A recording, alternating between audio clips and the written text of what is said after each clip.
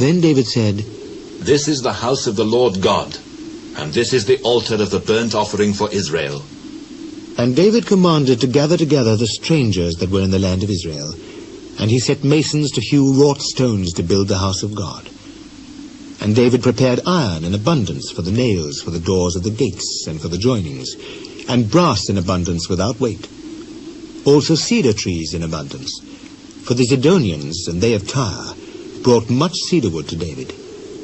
And David said, Solomon my son is young and tender, and the house that is builded for the Lord must be exceeding magnifical, of fame and of glory throughout all countries.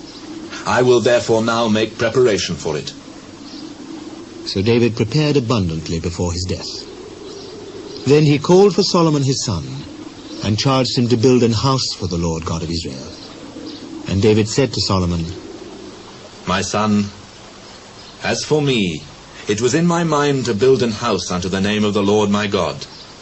But the word of the Lord came to me, saying, Thou hast shed blood abundantly, and hast made great wars.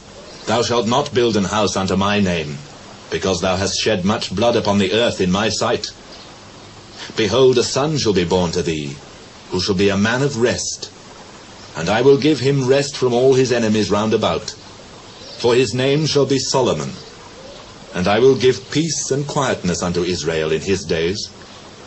He shall build an house for my name, and he shall be my son, and I will be his father. And I will establish the throne of his kingdom over Israel forever. Now, my son, the Lord be with thee, and prosper thou, and build the house of the Lord thy God, as he hath said of thee. Only the Lord give thee wisdom and understanding, and give thee charge concerning Israel, that thou mayest keep the law of the Lord thy God. Then shalt thou prosper, if thou takest heed to fulfill the statutes and judgments which the Lord charged Moses with concerning Israel.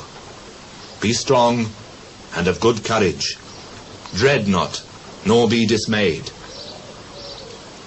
Now behold, in my trouble, I have prepared for the house of the Lord 100,000 talents of gold, and 1,000,000 talents of silver, and of brass and iron without weight, for it is in abundance.